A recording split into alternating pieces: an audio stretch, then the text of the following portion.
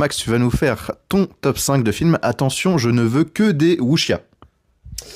Alors, 5 wuxia-pian, alors 5 films pour vous faire découvrir ce genre spécifique du cinéma chinois.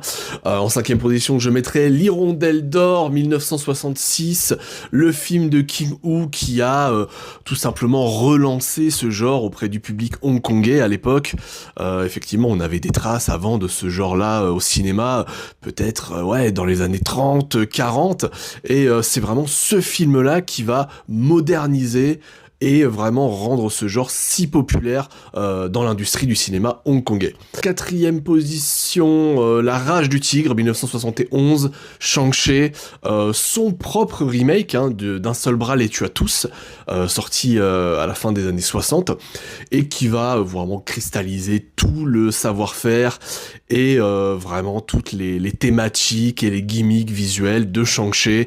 Vraiment un film viril, violent, mais d'une maestria totalement démentielle, avec David Chiang dans le rôle principal, qui est ultra charismatique, chef-d'œuvre absolu du genre, produit par, évidemment, tout comme l'Hirondelle d'Or, par la légendaire Shaw Brothers.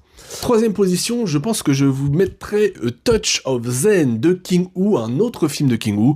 Après ses déboires avec la Shaw Brothers, il va se retirer à Taïwan pour réaliser moult films incroyables, et notamment A Touch of Zen, qui est probablement son film le plus emblématique, espèce de film spirituel, contemplatif, ultra poétique, absolument sublime, là vraiment la photo, la lumière touche vraiment au sublime, superbe wuxia qui aura fortement inspiré notamment un certain Tigre et Dragon, en reprenant notamment cette figure de l'héroïne, de cette héroïne extrêmement forte, extrêmement puissante.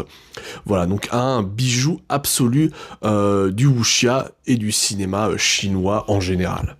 En deuxième place, je vais mettre Duel to the Death de Shin Xiu-tung. Donc avant de devenir l'un des bras droits, l'un des fervents collaborateurs du légendaire Choi Ark, Shin Xiu-tung, il s'est fait connaître avec ce film absolument hallucinant, complètement dingue, où l'histoire, en fait, on va suivre un duel qui a eu lieu tous les X années entre le meilleur sabreur chinois et le meilleur sabreur japonais, sauf qu'on va découvrir évidemment qu'il y a un complot qui se fomente pour un peu influencer le résultat de ce combat.